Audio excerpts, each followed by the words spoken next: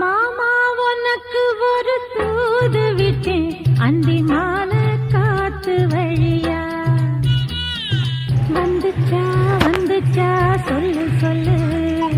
மானே உனக்கு ஒரு தூது விட்டேன் அந்த மேக கூட்டம் வழியா போகாத வந்துச்சா வந்துச்சா சொல்லு சொல்லு